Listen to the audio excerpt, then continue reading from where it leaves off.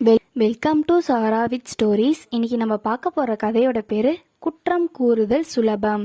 ஒரு அழகான ஊரில் மாணிக்கம் அப்படின்னு பேர் வச்சிருக்க ஒரு ஓவியர் வாழ்ந்து வராரு.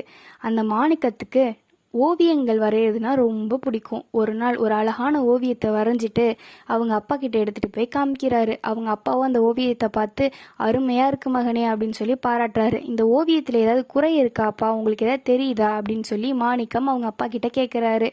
அதுக்கு அவங்க அப்பா சொல்கிறாரு, இந்த ஓவியத்தை என் மகன் வரைஞ்சதுனால இந்த ஓவியத்தில் என்னால் குறை கண்டுபிடிக்க முடியல.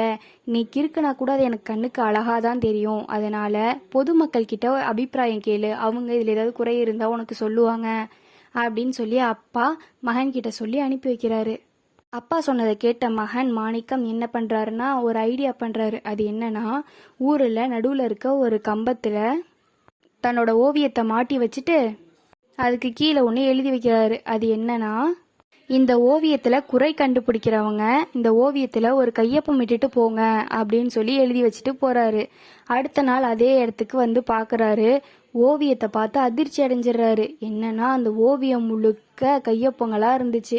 அதை எடுத்துகிட்டு போய் அவங்க அப்பா கிட்ட காமிச்சு ரொம்ப வருத்தப்படுறாரு. இந்த மாதிரி இவ்வளோ கையொப்பம் போட்டிருக்காங்க, என்னோட ஓவியம் நல்லாவே இல்லை போலப்பா அப்படின்னு சொல்லி வருத்தப்படுறாரு.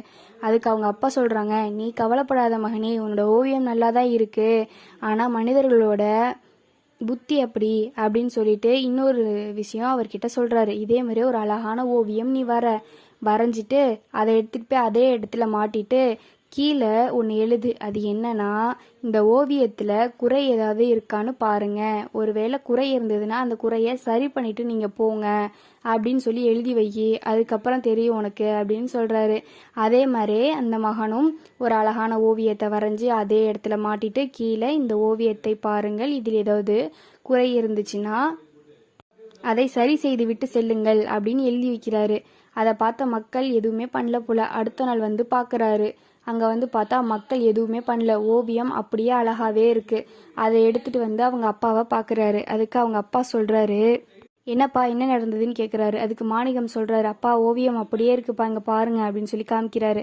அப்போ தந்தை சொல்கிறாரு, நம்ம ஊரில் இருக்க மனிதர்கள் எல்லாம் எப்படின்னா குறை சொல்கிறதுக்கு முன்னாடி வருவாங்க, ஆனால் அதை சரி செய்கிறதுக்கு ஒரு நாள் முன்னாடி வர்றதே இல்லை அப்படின்னு சொல்லி சொல்கிறாரு. இந்த கதையிலேருந்து நம்ம தெரிஞ்சுக்கிறது என்னன்னா, குறைகளை காண்பது சுலபம், குறையை களைவது கடினம். நன்றி.